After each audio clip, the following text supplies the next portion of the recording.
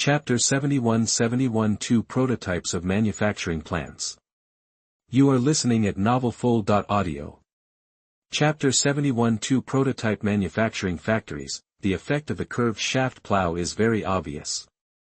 If it can be implemented in Shanlin town and ensure that every village has several or even a dozen plows, then whether it is reclaiming wasteland or replanting fallow land, it will save money compared to before. A lot of manpower and material resources. Luo Ning can then put the saved people into other production activities, and this method of deep plowing, coupled with the ridge farming method that Luo Ning is about to promulgate, will definitely increase the crop yield in Shanlin town to a higher level.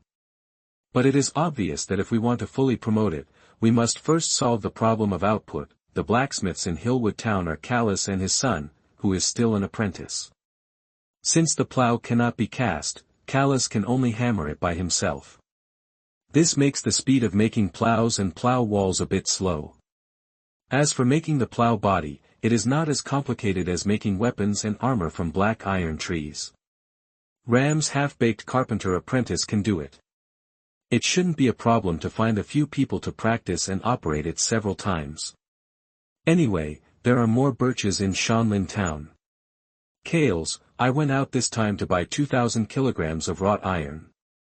I need you to help me build at least 30 of these curved shaft plows. The reason why there are 30 carts is not because there is not enough iron, but because there are not so many cattle in Shanlin town. There are only 24 black buffaloes used for plowing in Shanlin Castle. Including the few owned by individual tenant farmers in the town, there are almost 30. Oh my God, 30! Callus' eyes widened in shock. He had never accepted such a big order.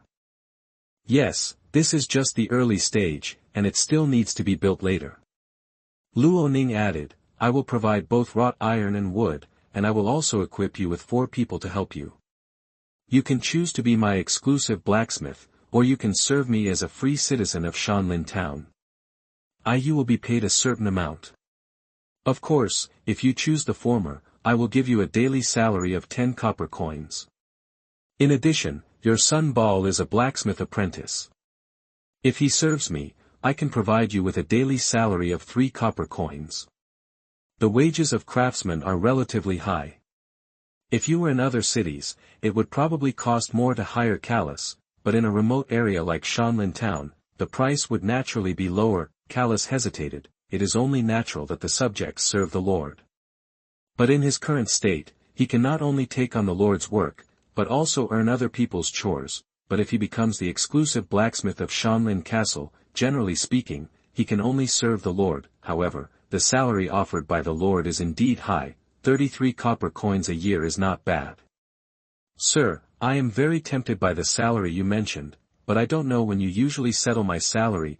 Luo Ning gave Chahar a look, and the butler immediately understood. Don't worry, Callus, the master is the most benevolent lord. He never defaults on anyone's payment. As he said that, he took out the 1 silver he had just received in the morning from his pocket and said, Did you see it? Your Excellency will settle last month's remuneration for everyone on the 6th of every month.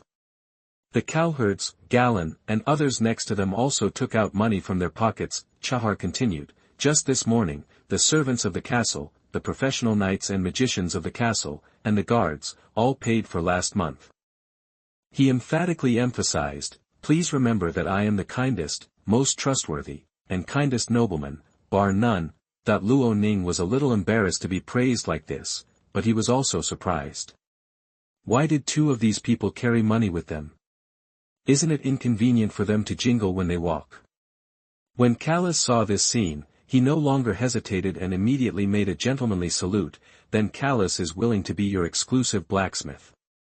Okay, I won't treat you badly. Luo Ning laughed. If you are willing to take care of an apprentice, I will give you an extra 5 copper coins per day. Callus' eyes lit up. I do, sir. Ronan looked at Galen. Go and notify Wilson and ask him to select 3 men and 1 woman from the slaves. Remember to find those who are a little smarter and look like they can learn something. At the same time, let Wilson tell those slaves that as long as they are willing to serve me down to earth for 10 years, I can grant them a certain degree of freedom and let them become my serfs. Okay, sir. Galen took the order and ran out. Callus looked at the lord in front of him in surprise. "You are such a kind man, merciful." For Luo Ning, it is just to give this group of people some goals and motivation. Besides, 10 years is too long. Kales, I found that your forging speed is too slow. I will teach you a new iron-making method later so that you can produce farm tools quickly. The blacksmith was stunned for a moment, thinking that he heard wrongly, but seeing how serious the lord was, he was confused. "Sir, I learned the methods of making iron and forging from my father." Callus explained, "My father's master is a famous blacksmith in Wushan City. Please believe that the technology he taught us is the most advanced." Craftsmen always stubbornly believe that their skills are the best. But Callus was telling the truth. The technology of iron-making and forging was indeed like this. Luo Ning smiled mysteriously. "With my method, you can smelt iron into molten iron and then cast it directly into farm tools, which is much faster than your forging method." "Sir, are you doing this as a magician?" Callus was not surprised by the word molten iron. Legend has it that only magicians can control the ultra-high temperature flames that can melt steel, but this kind of flame is not something we mortals can control. Is there such a thing? Luo Ning was a little surprised. He was curious about which level of magician could control such a flame. "Don't worry, Callus. If I can design an efficient agricultural tool like the curved shaft plow, I will definitely be able to teach you how to refine molten iron." Luo Ning is very confident about this. "Before that, you continue to use your method to build plow blades and plow walls, and assemble the curved shaft plow." After explaining to the other party what needed to be done next, Luo Ning asked the cowherd to move the plow back to the castle, while he and Chahar went to the next destination, the home of the carpenter William. Black ironwood is indeed difficult to process. In the past half-month, William made 4 ironwood shields, 3 ironwood spears and an ironwood chest protector. Luo Ning tested it and found that the strength of these 3 pieces of armor met the requirements and could be used by ordinary guards, especially the ironwood shield. It is estimated that it can be used in confrontations between intermediate knights. The only thing I felt bad about was the ironwood chest protector. It looked like a hole had been dug into the middle of a piece of wood. The guard's head passed through the hole, and he hung the wooden board on his body that could face him. The hanging board just enough to protect the chest and vest. The structure is simple, but it feels uncomfortable and a bit stiff after putting it on. "Sir, relatively speaking, ironwood spears are the best, followed by ironwood chest protectors and shields." William Carpenter introduced these armors. "I also want to use ironwood and linen rope to make a pair of armor that is more fitting and less stiff than the chest protector, but that is too time-consuming." He shook his head as he spoke. "If I were alone, I probably wouldn't be able to make a pair of iron muzzle armor in a month." Luo Ning was very interested in what the other party said about Jia Jiao. The ironwood chest protector is too simple and can be worn by ordinary guards. The armor can be worn by people of a higher level, correspondingly, the selling price will be higher. Luo Ning had already planned to arrange 15 male and 2 female slaves for the ironwood workshop last night. Now considering the cloth needed to make armor and the work of assembling armor pieces, he planned to arrange 5 more female slaves. "Come over." William only needs to teach these slaves how to assemble armor plates. This may take some time, but as long as it succeeds, there will be a large number of manpower. After a conversation, he and William finalized the products of the ironwood workshop. In the early stage, they would mainly focus on ironwood shields, ironwood spears and ironwood chest protectors, and then it would be enough to make 1 piece of ironwood armor every month. At the same time, Luo Ning also offered an olive branch to William, asking him to become the exclusive carpenter of Hillwood Castle, and offered William and his apprentice son a daily salary of 17 copper coins and 4 copper coins each. Of course, Luo Ning also asked William to take care of apprentices. In this regard, with Callus' matter at hand, William agreed without much hesitation. Since then, Luo Ning's 2 factories have been initially established. Next comes the issue of production. According to Luo Ning's plan, the products produced will first arm Shanlin town and then be sold to the outside world. Because of the special nature of the black iron tree, ironwood armor and other items cannot be copied by outsiders, so Luo Ning can sell them with confidence and boldness, but the Zhiyuan plow is different. This thing does not have too high technical content. I believe that a blacksmith with a little skill can quickly copy it after buying one. If Luo Ning spends a lot of time to collect a batch of goods, he may sell some at first, but soon imitations will appear outside, and in the end the goods in hand may not be sold even at a reduced price. What's more, Luo Ning currently does not have the ability to produce and stock goods quickly. We will think about this issue later when the iron-making technology is optimized and plows and plowboards can be quickly produced through casting. Therefore, he is not going to work on selling the actual Tsuyu plow for the time being. If he wants to sell it, he can just take out the drawings for making the Tsuyu plow and sell it for 1 or 2 times. After all, knowledge is valuable. No. Chapter 72 Preparations before conquering the savage tribe. You are listening at NovelFull.audio. Chapter 72 Preparations before conquering the savage tribe. Under Wilson's unified arrangement, the 102 slaves were divided into 5 groups: the construction team, the ironwood team, the logging team, the dung collection team, and the newly formed blacksmith team. This batch of slaves was purchased in a timely manner without disrupting the work arrangements of other serfs and free tenants. As mentioned before, the status of slaves was lower than that of serfs in the territory, and they were regarded as talking tools. Although serfs had a low status and were bound to the land and could not easily leave or change their status, they could still enjoy certain independent family, marriage and economic rights at the legal level. As the master of this group of slaves, Luo Ning has the power to determine the identity of the slaves. According to Galen's previous instructions, he made a promise to this group of slaves. As long as they work hard for Shanlin Fort for 10 years, Luo Ning will remove their status as slaves and promote them to the serf class. At the same time, Luo Ning also allowed these slaves to get married and have children. Although the children born were still slaves, as long as they got rid of their slave status, their children would no longer be slaves. Identity must be earned through one's own efforts. Although Luo Ning has a modern soul, he cannot be a pure good person in this world. It is already very good that he can provide this group of people with a channel to change their identities. If it were an ordinary lord, who would care about the life and death of the slaves? Although he only gave these 2 promises, they were enough to awaken the desire in some slaves to escape their fate. Of course, it is very unrealistic to expect slaves to be completely conscious. Luo Ning will not give up the right to spur the other party, and will also let Wilson and others exercise such rights. Small punishments for small things, big punishments for big things. Even if he committed something worthy of death, Luo Ning would not be unable to kill him just because he bought this group of people. At the end of the day, they still have to work hard, in addition to slaves. Luo Ning also issued the same promotion measures to serfs, on the existing basis: if the serfs cultivate the land for the territory for 10 years, Luo Ning will reward them with 10 acres of land. Although the property rights of these 10 acres of land still belong to Luo Ning, he allows that only 30% of the output of these 10 acres of land needs to be handed over to Shanlinbao, and the rest can be distributed freely. Today's serfs are required to hand over 50% of their output to the castle. After removing the seeds, the remaining food they can eat is almost 25%. With some wild vegetables and other things, they can make black bread to survive. No matter which world they are in, people have the same emotions, and they all want to live a life of food, clothing and warmth. Luo Ning has set long-term goals for the serfs.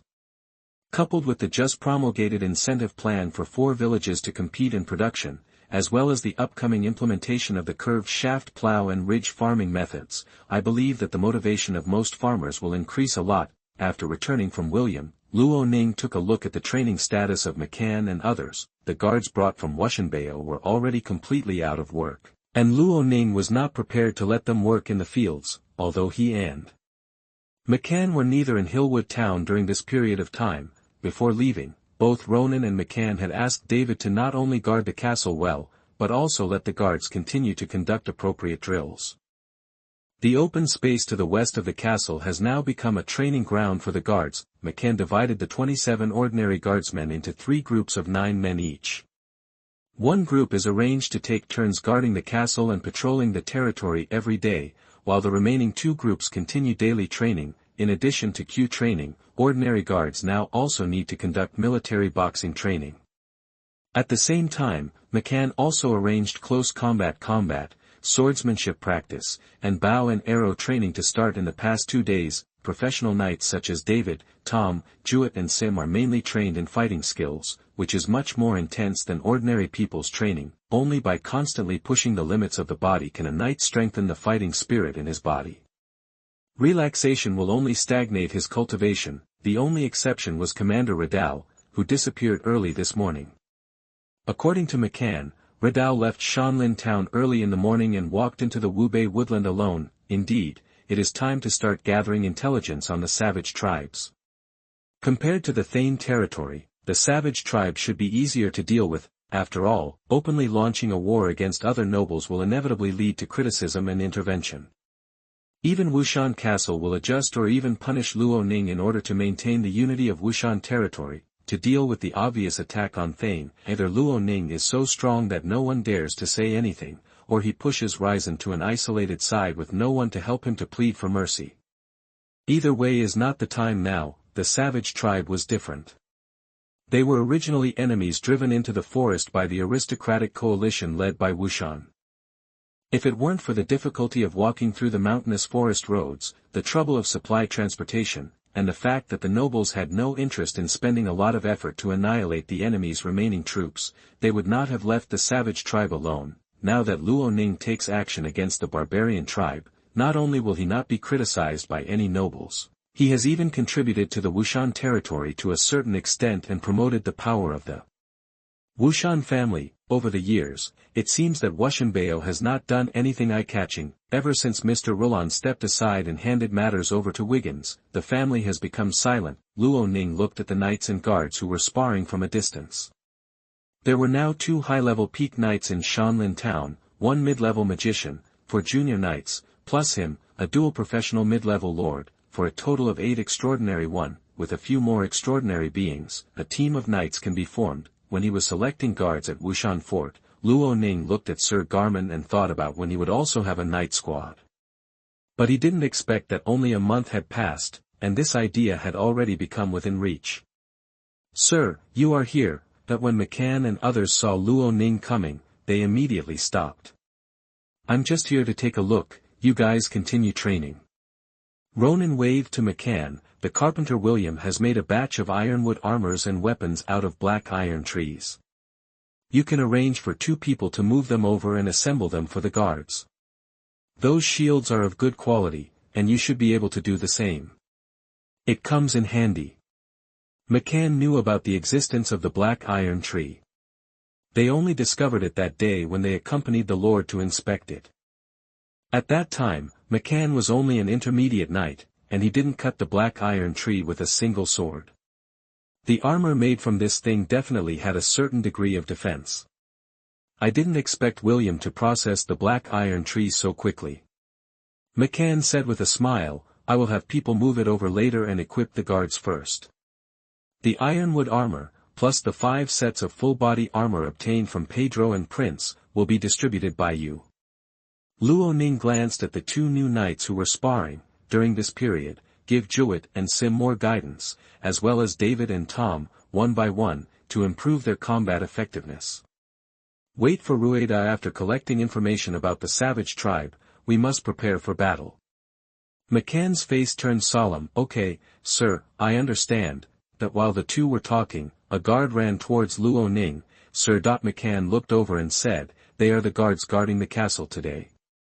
Luo Ning was a little confused. There must be something urgent for the guards to come here in such a hurry. The last time was Felton's visit. Could it be that someone else is here today? The guard gasped and ran to Luo Ning. "Sir, there are a few knights who want to visit you." Someone really came over, and the mountain town became lively, but he didn't expect anyone to come here out of boredom. "Is he Knight Felton of the Thane Order?" No, he is a knight from Wuma City." The guard gasped and replied. The leader said his name is Logna Ironhoof. New. Chapter 73 Unexpected News. You are listening at novelfull.audio. Chapter 73 Unexpected News. Luo Ning didn't know the knights of Muma City, but when he heard the name Ragnar Ironhoof, He knew the identity of the visitor. He was a member of the Iron Hoof family of Viscount Muma City. He searched for information about this name in his mind, but he only knew that this Ragna was the second son of Viscount Marvin, and there was no more information other than that. And Luo Ning himself has no contact with the Iron Hoof family. If he insists on it, he can only spend thousands of gold coins on the other party's land this time, so what are the people from the Iron Hill family doing here? Come on, come with me and take a look. The nobles came to visit, and it was not polite to keep others waiting. Luo Ning didn't waste much time, called McCann, and returned to the castle together. At this moment, there were 5 people standing outside the castle, 3 of whom looked like guards. The leader was a man and a woman. They were all wearing light armor and equipped with weapons. They looked like they should be professional knights. This was the first time Luo Ning met a female professional knight, but his attention was more focused on the man with the black horse emblem tattooed on his chest. This man has a strong physique and stands upright. His hand is always on the sword at his waist. He has a rather fierce aura. He was holding his head high at the moment, looking at the castle in front of him. He didn't know whether he was comparing it with the castle of the Iron Hoof family, or he was mentally estimating the defensive power of Shanlin Castle. Logna, they are coming. The woman next to her warned in a low voice when she caught a glimpse of Luo Ning and others walking in the distance. The man who was looking up at the castle came to his senses and quickly looked to his left, his eyes locked on the silver-haired young man. Good morning, Baron Ronan. That he swept away his fierce aura and became very pleasant. I am Ronar Iron Shoe from Muma City. Please forgive me for my sudden and presumptuous visit. Luo Ning took a moment to look at the other person. He had black hair and black eyes, which made him look kind. Unfortunately, his skin was fairer. Welcome to your presence, Lord Ronar. Luo Ning stepped forward, smiled and hugged the other person gently. There have been no guests in Shanlin town for a long time. Your arrival makes me very happy. Ronar was a little surprised. The Baron Luo Ning in front of him seemed different from the legendary eldest grandson of the Marquis. Although they only met for a moment, he felt that the person in front of him was relatively calm. Ronan, this is Ms. Kurami Snow, she is my fiancée. Luo Ning was even more surprised now. Why did the other party bring his fiancée to this remote country? He couldn't bring his family and his family to be loyal to him, right? Nice to meet you, Ms. Kurami. Luo Ning smiled and nodded to the other party, and said to Ronar, you have a beautiful fiancée. Ha ha ha, I think so too. Ronar scratched his head and laughed, making Kurami beside him a little uncomfortable. After a few words of greeting, the second son of the Iron Hoof family walked aside and pulled out a handsome black horse. We only learned in the past 2 days that you came to Muma City a while ago, and the Iron Hoof family did not treat you well. My father asked me to apologize to you on his behalf. Viscount Marvin is too polite. It said that I should submit a greeting to him when I arrive in Muma City. Luo Ning was a little surprised as he said it. Ronar would not bring someone to Hillwood Town just because of this. Something. Noble, do you care so much about etiquette? This is a cloud-riding horse with the bloodline of a third-level monster. Although it is only 3 years old and has not yet reached adulthood, its defense power is amazing. Ordinary arrows cannot hurt it at all. And its speed and endurance are even more incredible. It surpasses other horses and can fly over 800 miles in one day, no problem. This cloud-riding horse has a strong body, smooth muscle lines, and exudes a strong sense of strength. When you look into its eyes, you can actually feel a slight oppression. The cloud-stepping horse is all black and shiny, but there is a circle of white hair on its 4 hooves. It looks like it is stepping on clouds, and it is very handsome. While introducing, Luogna handed the reins to Luo Ning, which made the latter stunned. This is it. Luo Ning took the reins, a little confused. The horse with the blood of Warcraft is not something that can be bought with 1 or 200 gold coins. Is the Iron Hoof family going to give him one? Just because he felt disrespected when the other party didn't receive him when he went to Muma City? Is the Taitho family so wealthy? Seeing Luo Ning looking a little dumbfounded, Knight Kurami couldn't help but laugh and said, Sir Marvin said that the Iron Hoof family was disrespectful, so he asked Ragna to bring the cloud riding horse to apologize. It really is, Luo Ning thought this was too incredible. He always felt that the other party's purpose was not that. Please also express my gratitude to Viscount Marvin for me. Luo Ning said with great emotion, it's just that horses with the blood of Warcraft are too valuable. You're welcome too. Luogna quickly interrupted Luo Ning, actually, the main reason why we came here this time is for other things. Luo Ning's heart moved. Sure enough, there was something else. What could it be? Then please follow me into the castle first. As the owner here, Luo Ning enthusiastically invited Roner and Miss Kurami into the inner castle, asked Bella to bring tea and several fruit plates, and at the same time ordered the kitchen to prepare a sumptuous lunch to welcome the distinguished guests. Recently, as the castle servants have become familiar with the Lord's vegetable garden, there are more fruits and vegetables than at the beginning. Although it is still a bit crude in terms of entertaining guests, it is not as shabby as when it used to entertain Knight Felton. Rogerna and Kurami said thank you, enjoyed a few bites of fruit, and then returned to the topic. Luo Ning, I brought Ta Yunju here this time secondly to express my father's apology, but mainly to bring you a message. Ragnar's voice became deeper, it's bad news. Luo Ning frowned, confused. What bad news does he have? While speaking, Roner took out a small piece of parchment from his arms and handed it over. Luo Ning took it doubtfully, and the other party continued, this is a letter sent to Muma City from the Wushan City branch of the Iron Shoe Chamber of Commerce. After my father saw the content above, he felt it was necessary to inform you of it. This is, Luo Ning opened the letter in his hand in confusion and read the contents quickly. I didn't know this, but I was shocked when I saw it. The letter actually said that the Earl of Wushan City, Luo Ning's father Wiggins, had been assassinated and his life was in danger. If it weren't for the black horse crest of the Ironhoof family on this piece of parchment, and if it wasn't personally delivered by the son of the Viscount of Muma City, Luo Ning would have suspected that this was some unscrupulous person maliciously spreading false news, but since Viscount Marvin conveyed the news to him in this way, he was using the credibility of the Iron Heel family to ensure the authenticity of the news. Luo Ning raised his head in disbelief. What on earth is going on? That the letter did not state a specific reason, Roner explained. You should also know that the 28th of last month was the 70th birthday of Earl Orson. Many nobles in Wushan territory sent people to celebrate.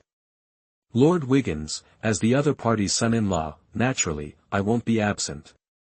Although the banquet went very well, no one expected that Lord Wiggins would be assassinated by an unknown killer on his way back to Wushanbao after attending the birthday banquet. Ragnar was very sad. It is said that there are 2 silver knights among the assassins this time. Even if Sir Tolu Vinyl, who protects Count Wiggins, is a golden knight, he can barely hold them back, let alone the other party. There is also a bronze knight and several high-ranking knights.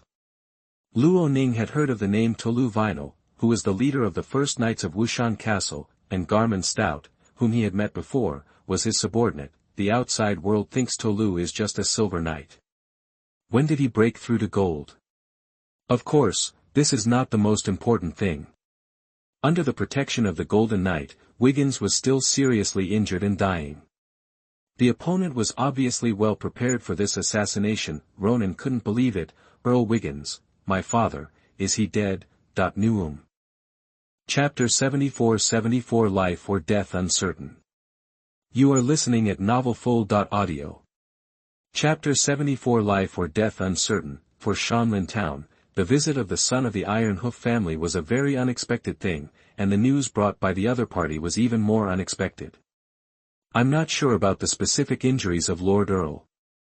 Roner shook his head and said, this is the information from our family chamber of commerce. Lord Wiggins was already in critical condition when he returned to Wushan Castle. As for after entering Wushan Castle, all he knew was that all the knights of the first knights would be nearby. Everyone was on alert, but the news inside didn't come out. However, including my father, many nobles in Ashan territory will leave for Ashan territory to visit Lord Wiggins in the near future after receiving this news.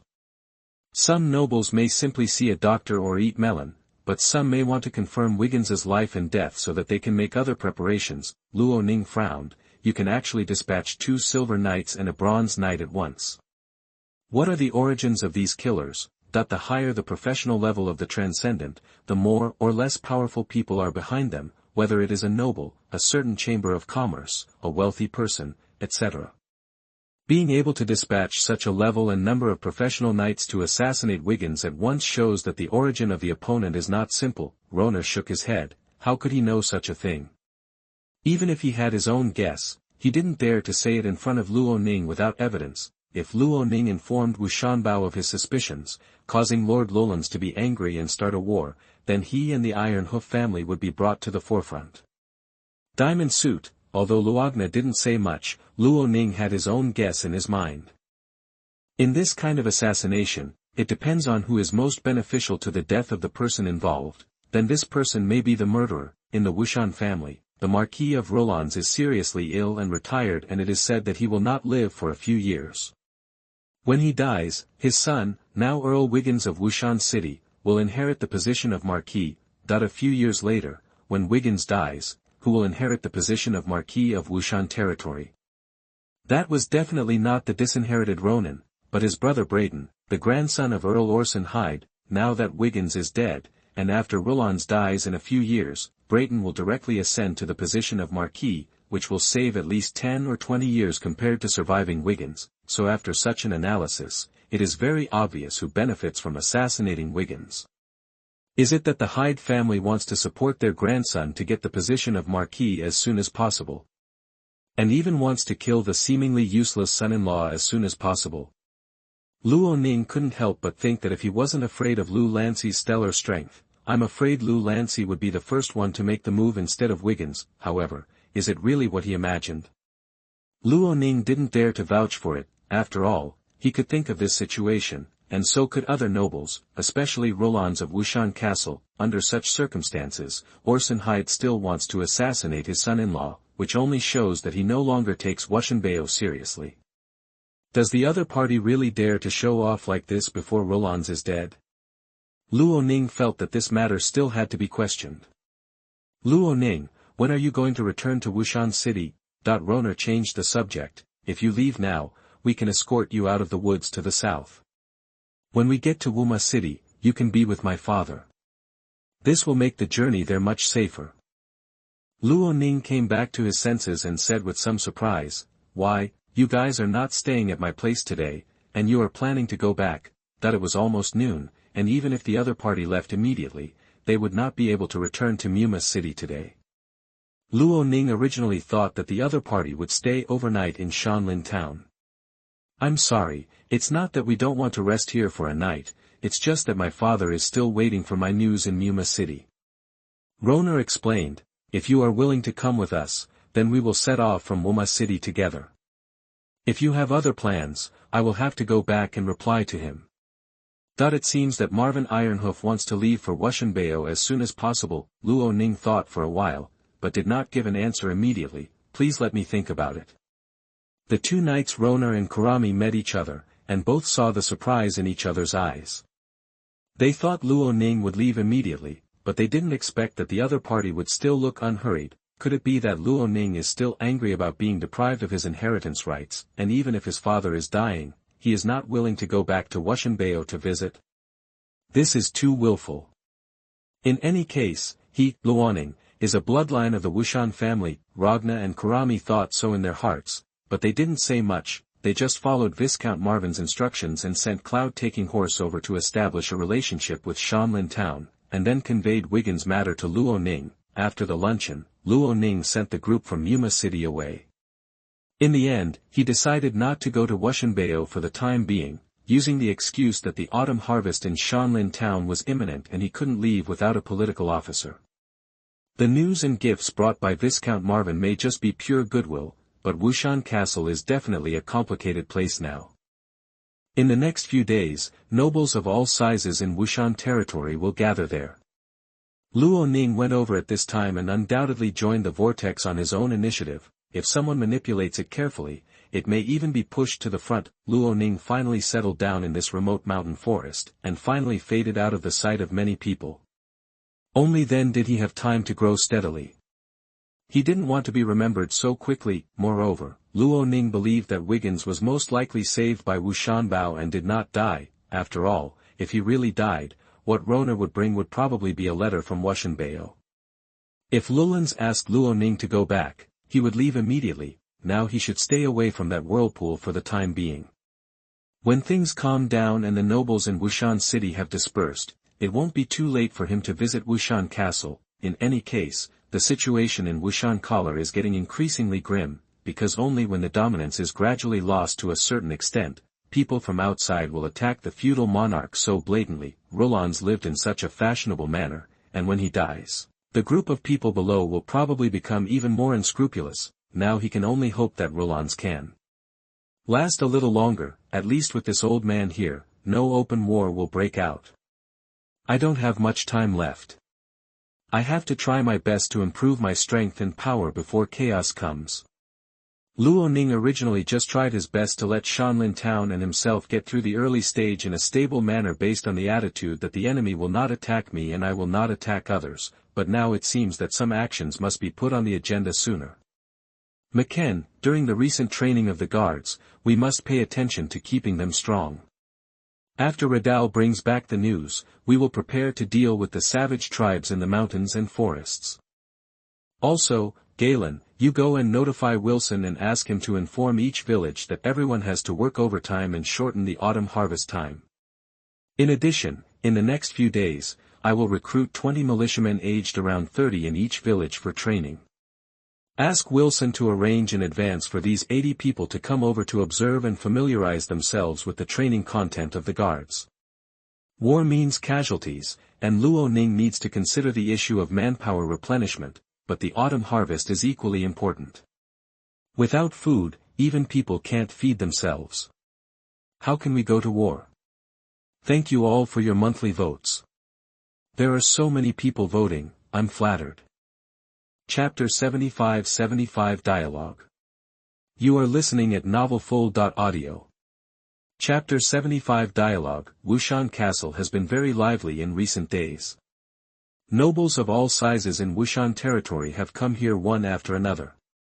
Even Earl Orson Hyde, who just celebrated his 70th birthday, was also present in person. However, the nobles who came here were in a heavy mood and were not as smiling as they usually were when attending banquets and celebrations. After entering the castle, they either clamored to see Lord Roland's, or they wanted to go to Wiggins' room to see each other's injuries. However, Roland's has already told the outside world that Wiggins has just woken up and is recovering and should not be disturbed.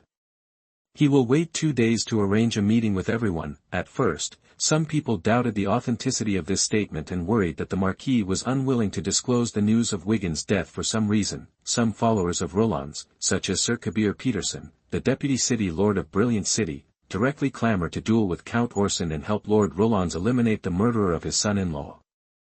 Count Orson angrily stated that this was not his fault and that there was no need for him to do this. Soon, the nobles in Wushan Fort were divided into 3 factions, the Orson faction, the Orson-killing faction, and the neutral mediator faction, and they were quarreling with each other. After 2 days like this, there were more and more nobles in Wushan Castle, and Lulans had no choice but to hold a thank you banquet to express his gratitude to all the visiting nobles. At the banquet, Wiggins, who had never been seen, was wheeled out in a wheelchair.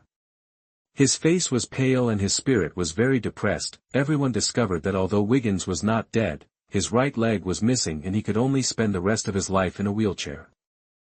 Wiggins's mood is also unstable. He has been laughed at by many people, and now he is disabled. This has a huge physical and psychological impact on him. It is good that he did not go crazy directly. While everyone expressed their greetings and concern, they also felt sorry for Wiggins' experience. Zai Huang was so seriously injured that he was able to escape back to Wushanbao and still survive. It was really a fate. After some inquiring, everyone learned that Wiggins carried a powerful healing spell scroll with him, which could immediately stop the bleeding and save his life when his leg was cut off. At the same time, it was all thanks to the bloody breakout of the Tolu Knights that he was able to rush back to Wushan Castle as quickly as possible, and used another powerful healing spell scroll to stop the chest injury. Powerful healing, this is a spell that only level 6 light Attribute magicians can use. Light magicians are already very rare, which only highlights the preciousness of this spell scroll. 6th level spell scrolls generally range from 1,000 gold coins to more than 2,000 gold coins, but powerful healing spell scrolls sell for at least 5,000 gold coins, and they are difficult to buy. Wiggins can carry such a spell scroll with him, which shows Wushanbeo's heritage, and also shows how much Roland's attaches importance to Wiggins. His incompetent son, Wiggins, was not dead, and the nobles who were originally excited dispersed one after another after visiting him. But the anger of the Ozan family and some loyalists has not gone away. The first heir had one leg cut off, which was a provocation to Wushan leader. Since the incident occurred at the border of the Hyde family's territory, Lolans issued an order to the Hyde family at the banquet that day, requiring Black Python City to do its best to give Wushanbeo an explanation. At the same time, Sir Kabir Peterson, the leader of the Second Knights and the Deputy Lord of Brilliant City, was also arranged to assist in the investigation, regardless of whether this matter has anything to do with the Hyde family or not. Facing the many nobles of the Wushan territory at the banquet, Earl Orson, as a vassal, accepted Rolands's order very solemnly and firmly, and released a weapon against the assassin. Anger and curses, the Wushan territory, which many people thought would start a war, calmed down for a short time, but everyone knew that the undercurrent was still surging. In the study in the back courtyard of Wushanbeo, Luo Ning was talking to a man. This man had black hair and a crew cut, and a tall and straight body. His eyes that should have been serious and sharp now revealed full respect, and it was for no other reason than that the person sitting opposite him was the person he admired most when he was young. Luo Ning's expression was much more relaxed than usual. Come to see me today. You should be preparing to leave, right? Yes, sir. The main reason for coming to Wushanbeo this time is to visit Wiggins and Tolu, and to inspect the caravan on the way. Now that the matter is over, it is time to leave for the return journey. The black-haired man with a crew cut is none other than Viscount Marvin Ironhoof, the owner of Horse Wrangling City.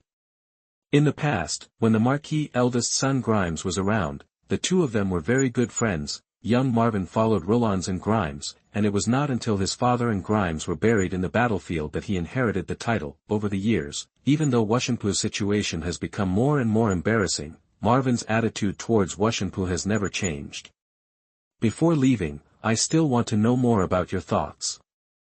Marvin said, there must be a conspiracy about Wiggins this time. No matter how Orson defends it, I feel that I have more or less connection with him.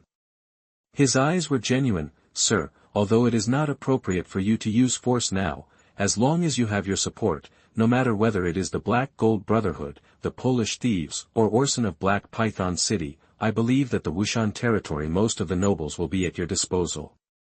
Luo Ning shook his head with a smile. You have better qualifications than your father, but you don't see things as comprehensively as your father.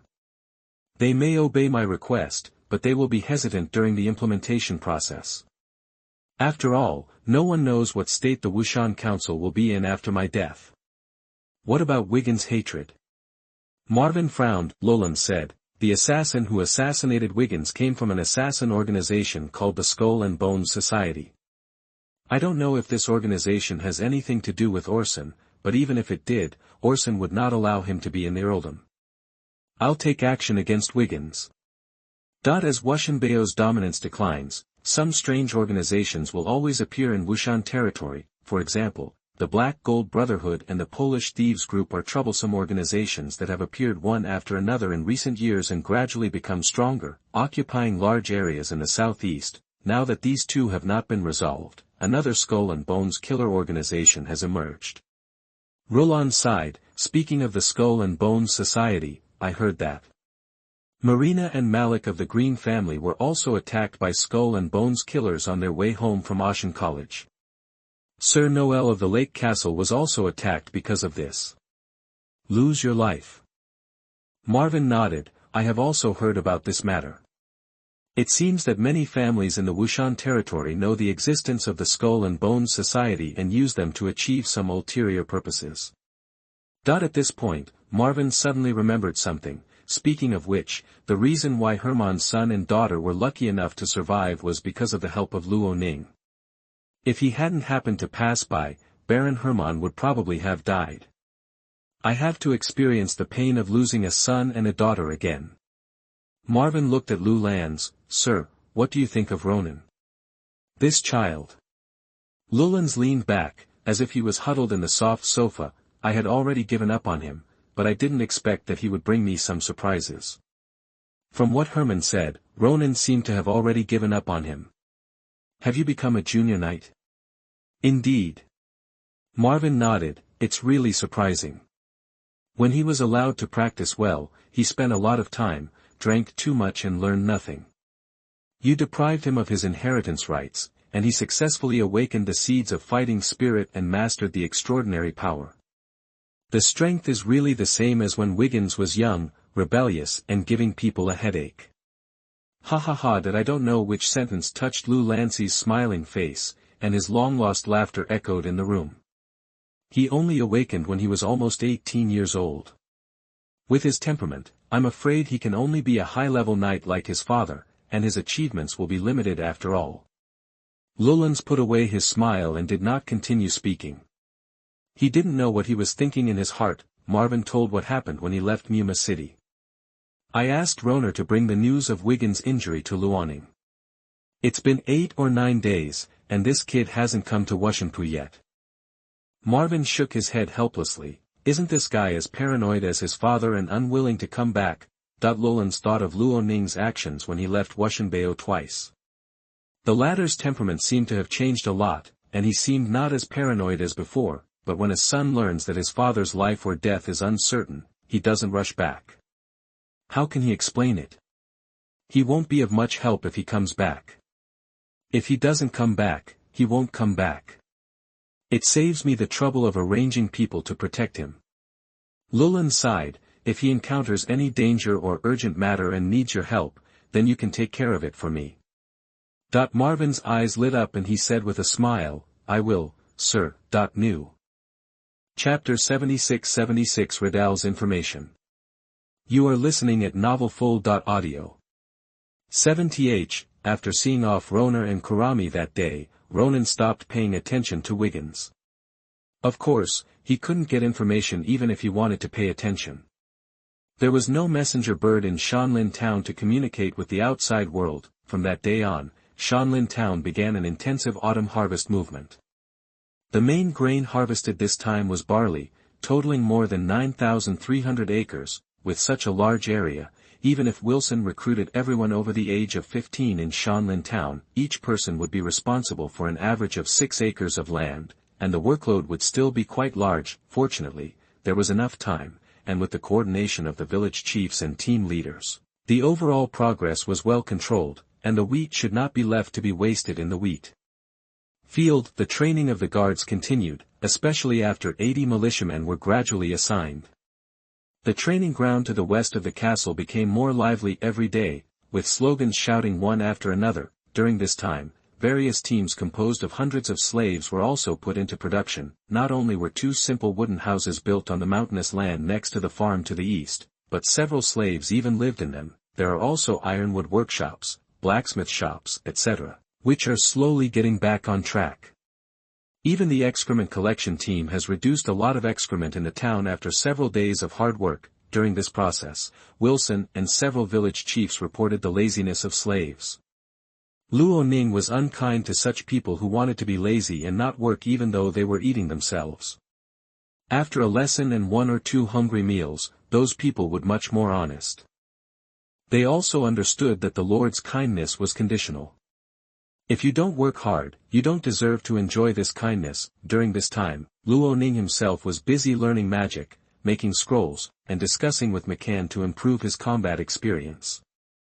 In addition, he also spent more time improving his iron-making technology. If you want to mass-produce farm tools, you need to increase the temperature to smelt liquid iron. Generally speaking, the melting point of iron is as high as more than 1,500 degrees.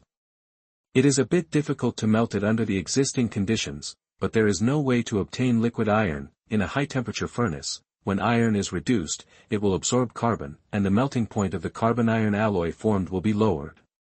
The more carbon is absorbed, the lower the melting point will be. When the absorbed carbon reaches about 4%, the melting iron only needs a temperature of 1,200 degrees Celsius. With the help of bellows, high-grade charcoal and blast furnace, this temperature can be reached, so during this period of time, Luo Ning mainly did three things: designing piston-type bellows, making coking with local methods, and making iron-making blast furnaces. The piston-type bellows is easier to operate than the small leather bellows used by Carls, and can also save effort. The amount of air sent is relatively larger, which greatly improves the temperature in the furnace. Homemade coking actually uses tree materials to make high-quality coke, concentrating the energy of the wood. As for the iron-making blast furnace, it is actually a simple furnace made of luss. It is not very high and is only used for preliminary verification. Luo Ning has always given the impression to the servants in the castle that he loves cleanliness. They never expected that the master would not only get close to the dung collection team recently, but even play with coke and mud himself. Luo Ning didn't care about this. After he made the coke and connected the bellows to the furnace, he started trying. After several experiments, the temperature in the furnace was indeed raised through the action of the bellows. After repeatedly adding charcoal to maintain the high temperature, it seemed that the iron could be melted away, but a problem arose. Luo Ning had no container to hold the hot molten iron. He wanted to use a pottery cup to hold the iron directly, but found that the pottery cup could not withstand the temperature in the furnace and cracked, so the problem of making iron was transformed into the problem of making refractory pottery cups. Fortunately, there was no shortage of clay in Shanlin town.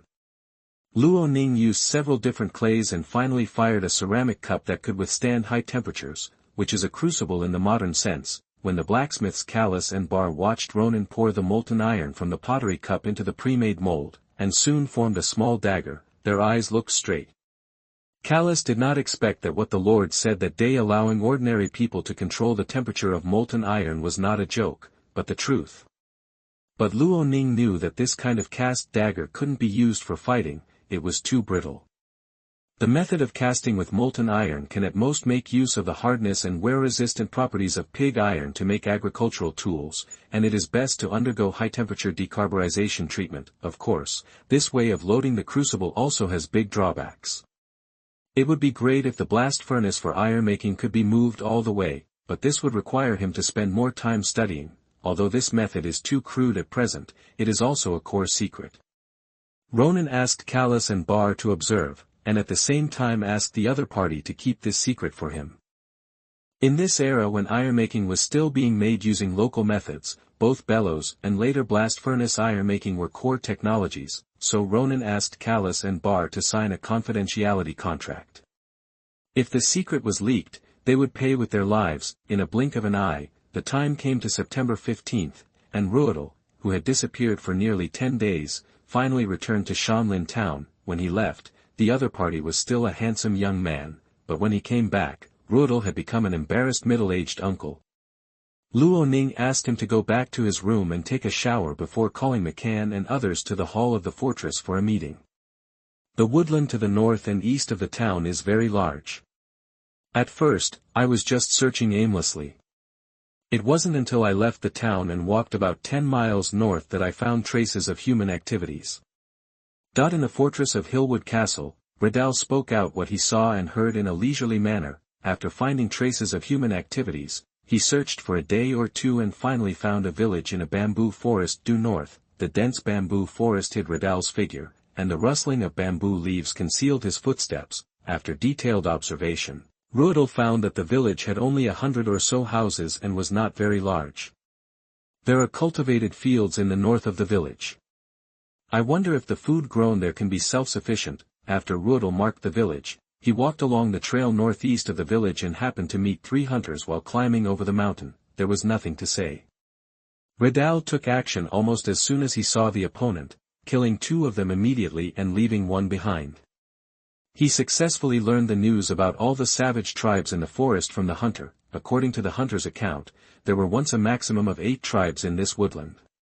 However, after years of natural extinction and annexation, there are currently only 4 tribes left, namely, the Black Collar Tribe, the Grey Earth Tribe, the Green Bamboo Tribe, and the Purple Fruit Tribe. Among them, the Black Collar Tribe has developed very rapidly in recent years, launching many attacks on the other 3 tribes and absorbing many people. In order to prevent being annexed by the Black Collar Tribe, the remaining 3 savage tribes formed a tripartite alliance in a standalone manner. When Luo Ning heard this, he couldn't help but be stunned. No wonder this savage tribe didn't invade Shanlin town. It turned out that they themselves were also engaged in civil war. These 3 hunters are from the Zigua tribe. According to their account, their tribe has the smallest population, with less than 300 people left. In their tripartite alliance, the Grey Earth tribe is the strongest, but its population is only over 400. As for the extraordinary ones, there are very few of them, and the strongest ones are just high-level knights. After Redal finished speaking, he picked up the cup next to him and took a sip of water. After I disposed of their bodies, I searched for them for 2 days based on the route they told me. Now I have determined the locations of these 3 tribes. The Black Collar tribe mentioned by the other party is located on a relatively flat plain. The houses and fields there are the most numerous and widely distributed among them. The autumn harvest is currently in progress. After hearing that Redal had finished telling the information he had obtained, everyone sitting at the long table in the fortress showed admiration. Luo Ning was no exception. He admired Redal's courage, determination, patience and resilience. Luo Ning couldn't help but praise loudly, "Redal, you are the bravest person I have ever seen. Your information will be of great help to our next operations, and you deserve my applause." Following his lead, everyone else in the hall also applauded, praising Redal's spirit and achievements. Redal nodded to everyone with a smile. After the applause stopped, he looked at Luo Ning. "Sir, the strength of the savage tribe is not strong. I think it is time for us to consider taking action against them." New. Chapter 77 Preparations before the expedition. You are listening at novelfull.audio. Chapter 77 Preparations before the expedition. As for the savage tribe, Luo Ning learned about its existence from Butler Hallward as early as the day he was granted the title of Baron of Hillwood Town. It's just that he has been in Shanlin Town for so long, but he hasn't gotten any effective information about the savage tribe. This time Redal's information completely filled the gap in this area. Not only did Luo Ning know the number of savage tribes, but he even had a general understanding of their relationship, number of people, and the number of extraordinary beings. The current situation is completely suitable for Shanlin Town to enter the scene and break the status quo between the Tripartite Alliance and the Black Collar tribe. Facing Redal's suggestion that the time has come, Luo Ning nodded slowly. Although the first step is to attack the enemy, the second is to attack the enemy, the second is to attack the army, and the third is to attack the city, but the opponent has no danger to defend and no city to rely on. The advantage lies entirely with Luo Ning. Seeing the Lord's statement of agreement, the eyes of everyone sitting below showed fighting spirit, especially the professional knights. Establishing meritorious deeds on the battlefield has always been their pursuit, and now the bloody thing is finally coming. We not only have to fight, but we have to fight fast. Luo Ning said loudly, "If the Black Collar tribes are aware of our actions, the hostility between the 4 tribes is likely to change into a state of temporary cooperation. Then we will face the coalition of savage tribes, just like Wushan led the noble coalition back then. So once we attack, we must take down the Grey Earth tribe, the Green Bamboo tribe and the Purple Fruit tribe as quickly as possible, and take down these 3 alliances before the Black Collar tribe has time to react. As long as these 3 tribes are included in his territory, even if the Black Collar tribe is stronger, Luo Ning does not have to worry about being attacked by multiple enemies and falling into a passive position." Everyone was shocked by Luo Ning's decisiveness. They did not expect that this lord who usually focused on farm work and construction would be so decisive in taking the initiative. "Sir, I wonder when we will start attacking." McCann couldn't help but ask. "Our guards are ready." Luo Ning pondered for a while. "Today is the 15th, and our autumn harvest has just ended. The 80 militiamen selected by Wilson only came to observe and learn, and did not conduct formal training. So in the next few days, McCann and David, you are responsible for training them, but remember to maintain sufficient physical strength. The role of the militia is mainly to deal with ordinary people. They only need to be able to scare people in a short period of time. They do not require much combat effectiveness. Not everyone in the savage tribe is a good fighter, most of them are ordinary people. Facing the impressive team, they have almost no courage to resist. Redal, I would like to trouble you to make a simple map in the next 2 days, and we will make a detailed plan later. You are very considerate, my lord.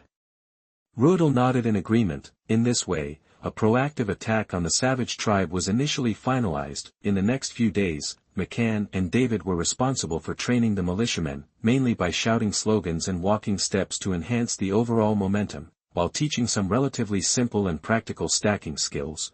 As for the guards who had been training, they no longer arranged physical training, and even suspended the 2-on-2 fighting event. Some guards were keenly aware of this, and they secretly speculated whether the Lord was going to start a war against the Thane territory. After all, they were direct participants in Prince's betrayal, and they were also witnesses in the subsequent confrontation between Ronin and the Felleton Knights. They knew that the relationship between Thane territory and Hillwood town was not good. Degree. Not only did the guards who had such speculations show no sign of timidity, but 1 or 2 of them were eager to give it a try. During this period of time, they have eaten well and practiced well, and it is indeed time for them to play their role and make achievements. As the saying goes, food and grass go first before the troops move.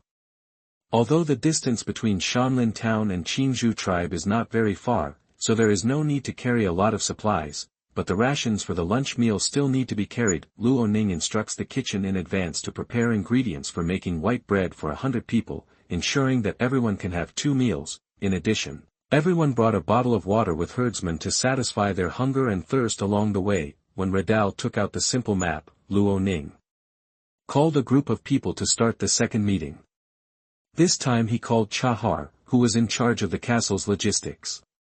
Our first target this time is the Qingzhou tribe just north of Shanlin town. Luo Ning pointed to the location of the Qingzhou tribe on the map and said, there are 2 roads to the northeast and due east of the Qingzhou tribe, which lead to its alliance, the Zigua tribe and the Huetu tribe, respectively, and the distances are almost 10 miles away.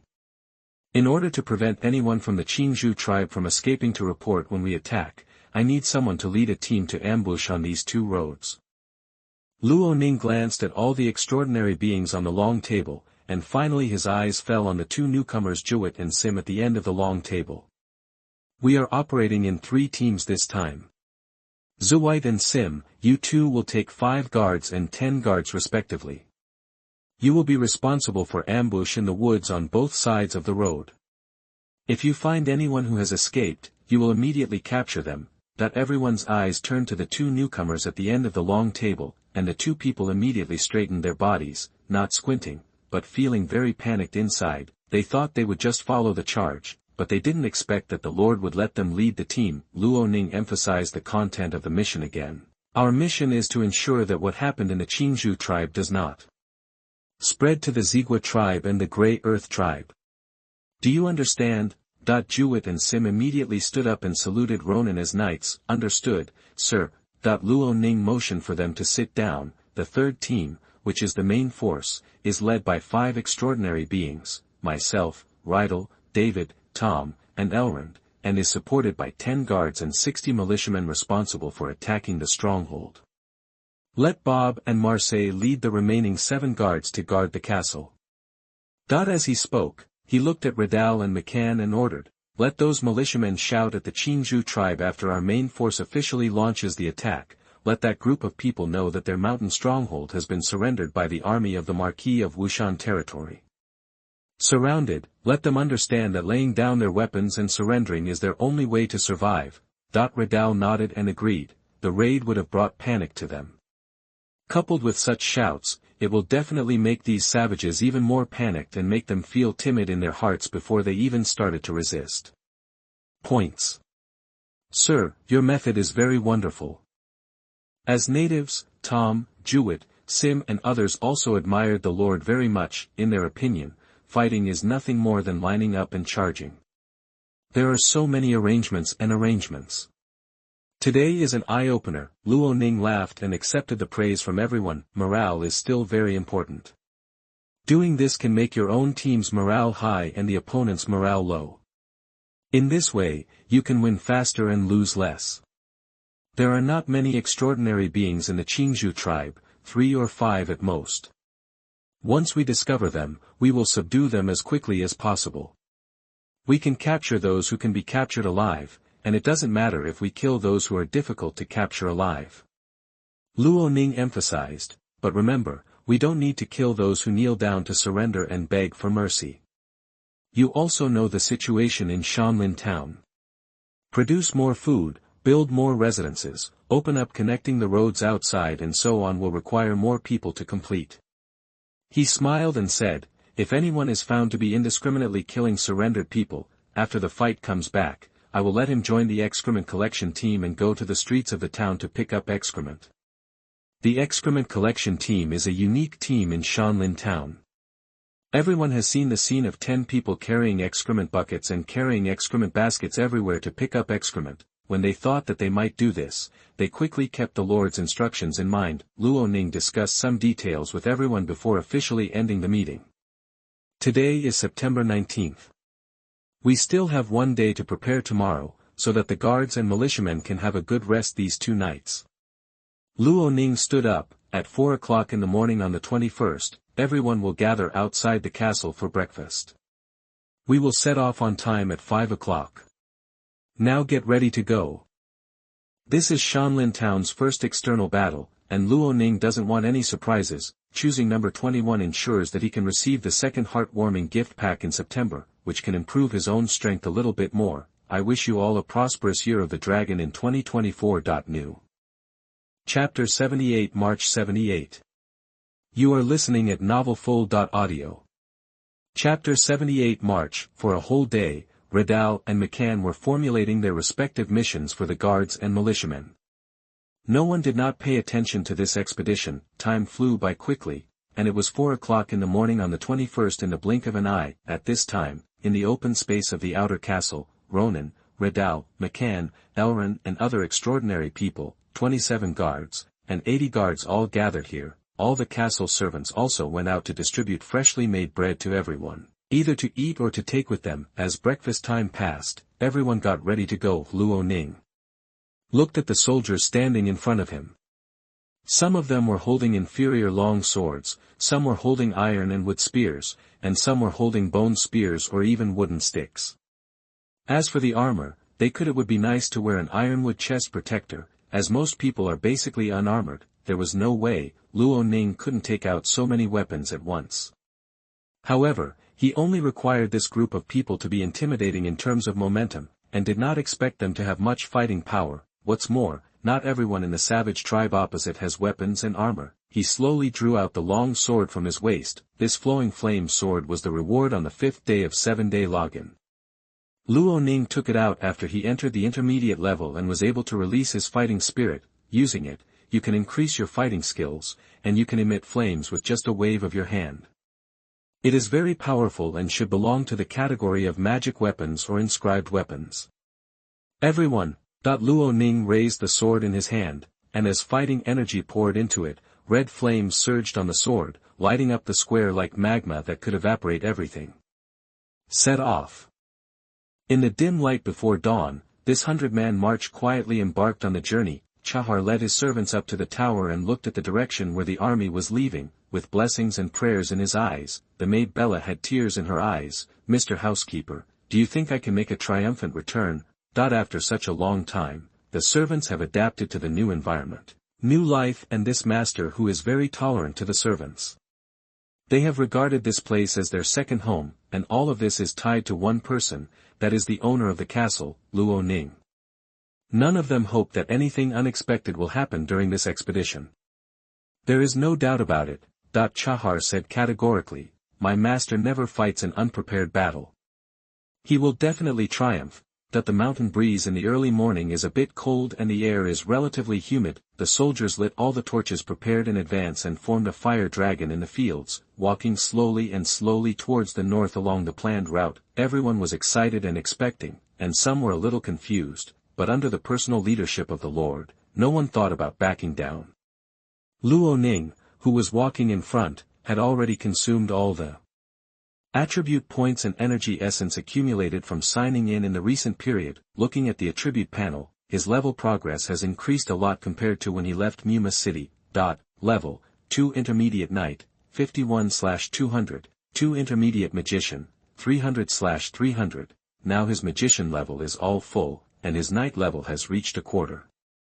New, although he is only an intermediate knight, with the 2 long-range attack magics of Wind Blade and Fireball, his intimidation is no less than that of a high-level knight. In addition to the improvement in his strength, McCann has increased his cultivation level by 2 points through his own practice, currently reaching 284/300.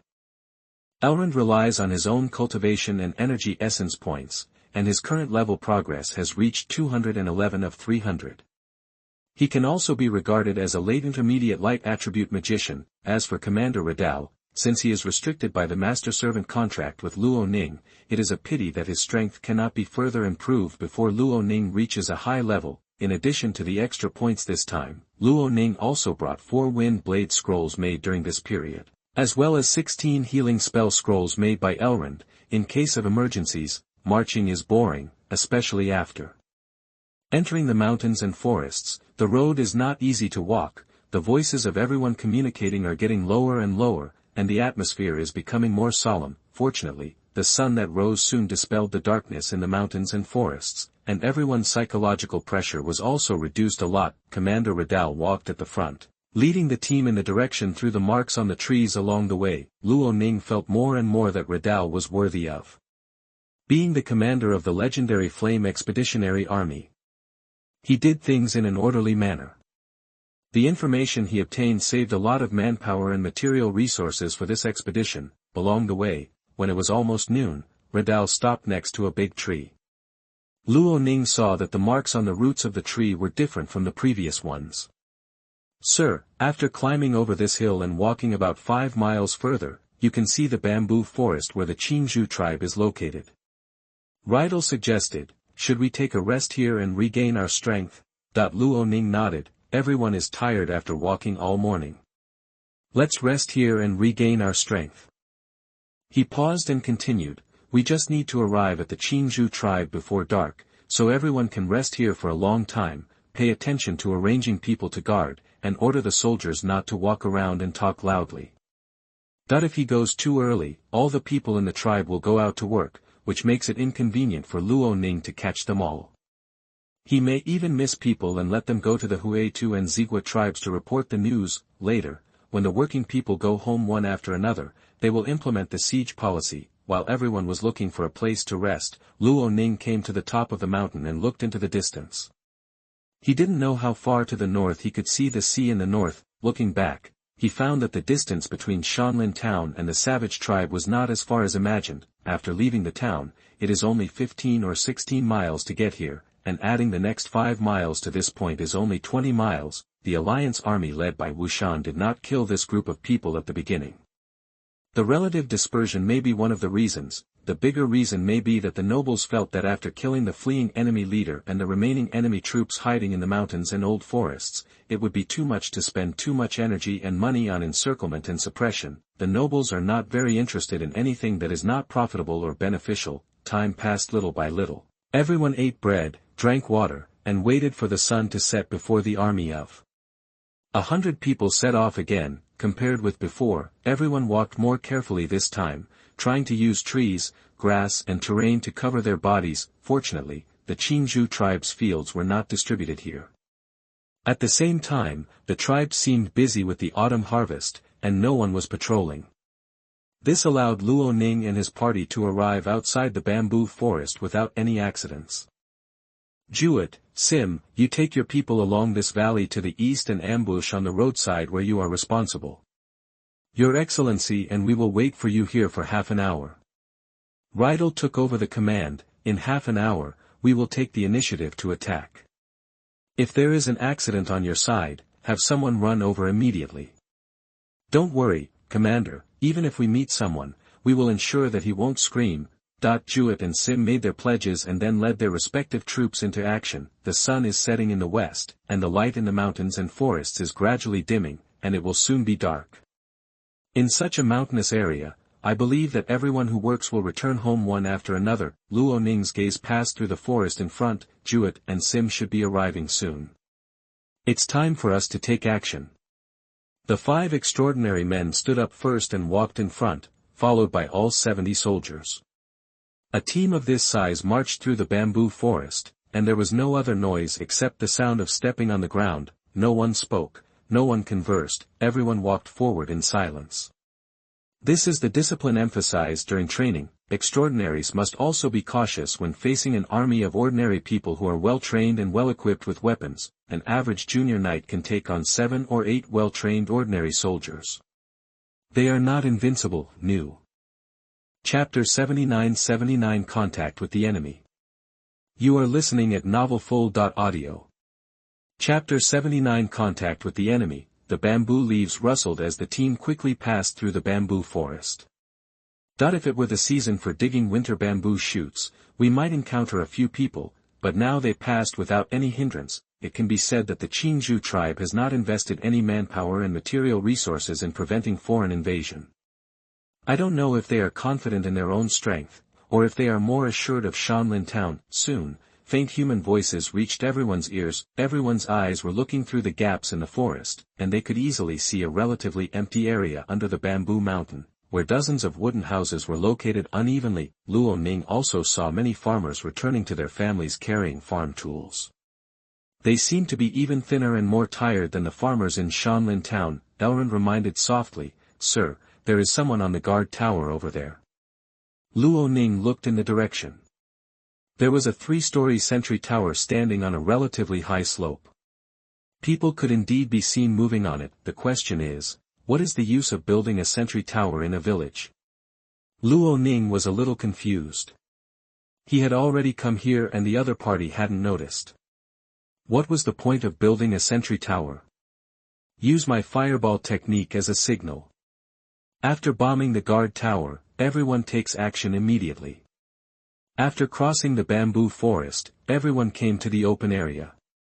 Luo Ning mobilized his spiritual power and mana to concentrate on his palms, drawing the spell lines of the fireball spell. Buzzed that when the spell lines were successfully drawn, the fire element between heaven and earth surged, gradually condensing into a half-meter diameter fireball in his palm.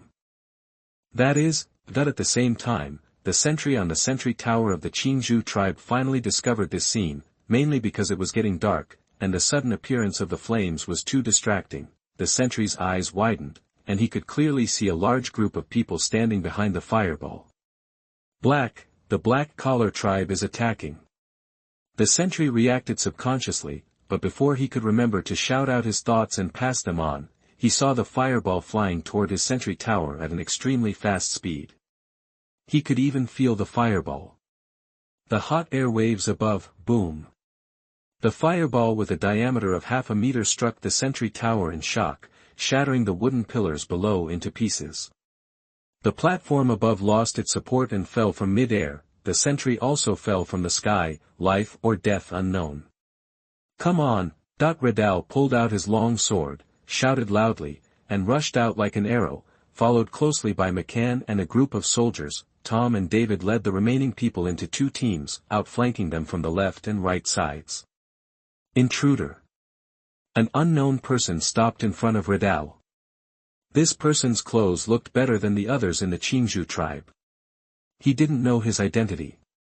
Roll. Redal didn't even look at the opponent. He just burst out with fighting spirit as he passed by, and the opponent was knocked away like a kite with its string broken. Everyone listen. Redal jumped up and came to the roof of a house. You are now surrounded by the Baron's army. If you don't want to die, kneel down and surrender immediately, otherwise you will be killed without mercy. In line with his roar, McCann and other guards also responded, kneel down and surrender. Kneel down and surrender. The same caliber, the same speaking speed, and the roar blessed by fighting spirit can be heard by almost the entire Qingzhou tribe. Those savages who thought it was a black-collar tribe attacking the stronghold realized that they were not members of the black-collar tribe, but the legendary noble army outside the forest. It had been many years since they had forgotten the nobles' campaign to exterminate them. Some of them even thought that the nobles would never come. Until this moment, the frightening memories came to their minds again. Back then, they were chased by the noble coalition and fled in embarrassment into the forest. At that time, they had no base and could run away at will. allowing the noble coalition to pursue them without a target. But it's different now. They have their own mountain village and base camp, and they are all gathered here. I surrender. Some people knelt on the ground in fear. They had been frightened by the enemy's momentum. At this moment, they were like a lone boat facing a 100-meter-high wave, without any intention of resisting. I surrender. I surrender. All of a sudden, a large number of savages on the road fell to their knees. Seeing this scene, Luo Ning was in a good mood. This battle was easier than I imagined. Elrond, who was following him and did not charge, smiled and said, "Your arrival has brought them dawn and given them a chance to get rid of their savage identity. They should thank you instead of resisting. They don't realize that." Luo Ning smiled and said, "They were just frightened by the strength of the soldiers." While the two were talking, a ball of flames formed by fire-attributed fighting spirit cut through the void and hit Redal, who was standing on the roof. The commander slashed with his sword, directly cutting the flames into pieces. But the exploding fighting energy turned into a shock wave, and the thatched roof collapsed. Redal fell to the ground, and he saw a woman in the house holding a child, huddled in the corner and shivering. "Hide there and don't touch me, ladies, I won't hurt you." He retracted his gaze and looked directly at the group of people rushing towards him. It was obvious that the other party was an extraordinary person from the Qingzhou tribe. "Who are you, attacking my Qingzhou tribe?" Some of those who knelt on the ground and surrendered immediately showed hope when they saw the visitor. "It's Mr. Willie, it's Mr. Willie. With Master Willie here, we won't lose. Damn the intruder. Noblesse be damned." Although some people stood up and prepared to resist, more people still knelt on the ground in a daze, not daring to move. At this time, the people led by David and Tom had almost surrounded the village area, and any resistance from the other side would be nothing more than a fight between trapped beasts. "Standing in front of you is the noble Wushan bloodline, the master of Shanlin Town, Baron Luo Ning." Redal pointed at Ronan, who was walking up, and said to the knight on the opposite side.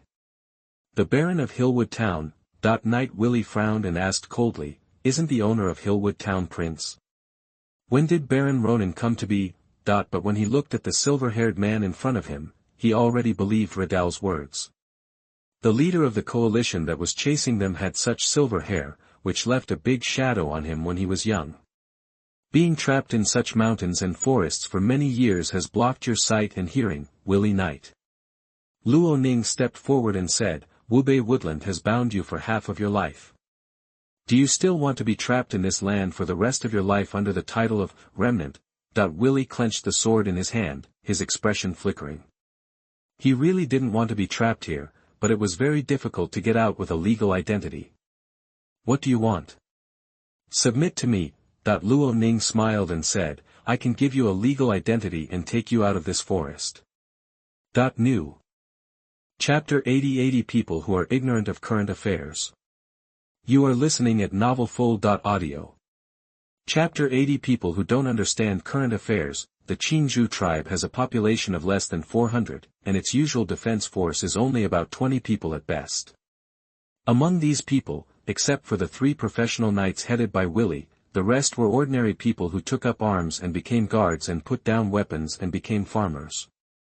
They did not even have formal training, let alone fight against professional knights. Even the guards Luo Ning brought from Wushan Fort were stronger than them. This battle actually ended when Luo Ning and others arrived at the outskirts of the Qingzhou tribe without any hindrance. Not only was there no decent resistance here, there was no one to inform the outside world.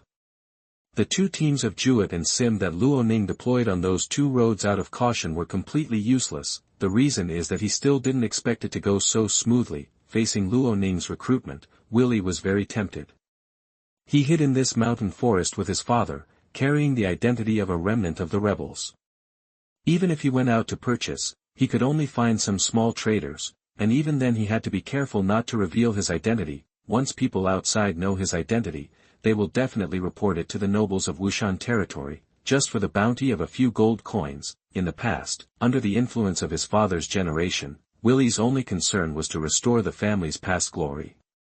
However, after experiencing these years of suffering, especially the rise of the black-collar tribe in recent years, he became more and more eager to escape from this forest. The young baron in front of him now seems to be able to bring him everything he wants. Lord Luo Ning, I am very moved by your proposal. Willy's tone softened slightly, but you know, even if humans want to subdue a monster, the first thing they have to do is defeat it. If you want me to surrender, you should also show your strength first. Luo Ning was stunned. How else could he show his strength? The Qingzhou tribe was surrounded by him, how else could he show off? Knight Willy, haven't you figured out the current situation? The Qingzhou tribe has been surrounded by me, and you have become my prey without any resistance. This is enough to prove that I am powerful, at least better than you. Powerful? No, no, no. Willy shook his head quickly. You just trapped my people, not me. If I want to break out, you may not be able to stop me. His tone was very confident. If you want me to surrender to you, you should defeat me from the front alone. I admire your courage, Knight Willy. Luo Ning's lips curled up slightly, but at the same time, I also admire your ignorance. Upon hearing this, Willy's face turned cold. Lord Luo Ning, please pay attention to your attitude. I have not offended you, but you are slandering me. This is not the quality that a noble should have. Is it true that the quality of a noble is to remain humble and respectful at all times, and to politely praise everyone? I have no interest in dueling you. Luo Ning shook his head. Now you have 1 minute to consider whether to surrender to me or be killed. In such a crushing situation, what qualifications does the other party have to negotiate with him? The tension spread, and Willy glanced at the people around him. At this moment, he was surrounded. Although he sounds confident, he is not 100% sure of breaking through, and he didn't want to abandon his identity as the leader of the tribe and submit to others, with no one to serve him. What he wants is the same as Luo Ning, the freedom to be served by someone when he opens his eyes, and to do whatever he wants without having to obey anyone's orders. The two knights next to Willy were very nervous. The momentum of the group of people across from them was too strong. They were only junior knights. If the negotiation broke down, they would not be able to escape. 1 minute passed very quickly, and Willy finally relaxed after another round of fierce fighting in his heart. Sir, I can surrender to you. Willy spoke again, but I hope you will allow me to continue to be the leader of the Qingzhou tribe and manage this group of people. Luo Ning was stunned by the other party's request, and then he actually laughed. He slowly raised his hand, and the familiar wind blade spell lines were drawn on his palm. With the surge of wind element, a hazy cyan wind blade quietly formed in his palm. Luo Ning, you. Willy's expression changed drastically. He originally thought that even if the conditions were not met, he could still bargain, but he didn't expect that the other party would take action directly. Luo Ning was too lazy to say anything more. Under the influence of his mental power, the wind blade came out and cut towards the opponent's neck with a very fast sound of breaking through the air. Drink. Willy, an intermediate knight, was full of fighting spirit. He raised his sword and condensed it into a flame slash to resist the attack of wind blade technique, but whether it was because the quality of his long sword was too poor or because the flames were not completely condensed, the wind blade directly cut off the opponent's sword body and left a bloodline on the opponent's throat. Willy felt his body become cold quickly, as if his soul was gradually being pulled away, and then he fell to the ground. How can a defeated person be qualified to impose so many conditions? Luo Ning sneered, you don't have such a bit of vision, so you don't need to be my subordinate. In fact, if the other party made other requests, such as asking Luo Ning to give some gold coins or something, he would be more willing. After all, having an intermediate knight at his disposal was a favorable thing for Luo Ning. It's a pity that Willy wants too much and actually wants to continue to be the leader of the Qingzhou tribe. Isn't this equivalent to Luo Ning conferring a knighthood on the other party and then allocating a manor? McCann, who has been with him the longest, and Redal, who has made great contributions, have not been canonized. How can a defeated remnant leader be qualified? Lord Willy, just died like that. The two knights who were originally standing next to Willy did not expect such a situation. The strongest man from the Qingzhou tribe could not resist the opponent's move. At this moment, their ears seemed to still be echoing with the sound of the wind blade breaking through the air just now. It was really the sound made by the undead in hell. When the farmers who stood up and prepared to resist with Willie saw this, they collapsed on the ground like mourning concubines, and no longer had the courage to resist. Those who kneel down and surrender will not be killed. Luo Ning said lightly. Redal and McCann pointed their swords to the sky and shouted loudly, those who kneel down and surrender will not be killed. After this battle, even Willie's 2 professional knights were so frightened that they knelt down and begged for mercy. How could anyone dare to resist? 1 or 2 of them all knelt on the ground, shivering, begging for forgiveness from the nobles. Fortunately, before the expedition, Ronan asked Redal and McCann to do a lot of ideological work on the guards, and finally the rule of strictly prohibiting the killing of prisoners was imprinted on the hearts of the guards. Even when facing surrenderers, the soldiers were rough at best, but they did not kill anyone indiscriminately or maim anyone. It is still very necessary to train a team that obeys orders and prohibitions. David, Tom, you lead people to gather all the people in the Qingzhou tribe for me. Luo Ning emphasized, remember to search carefully, no matter men, women, old or young, don't miss anyone. Thanks to the 2 masters of Gothic Walking Warrior and Qinghe Sanren for their rewards. Ferrying the present, the remaining traces of time, the scum of combat power 5, roses are not easy to grow, TYY Maple Leaf, Xian Dad, Book Friends 202304051835221 The end of the proposition, etc. Votes from many gentlemen. The recent flu has been a bit severe. The author has been infected. Please pay attention to personal protection. New.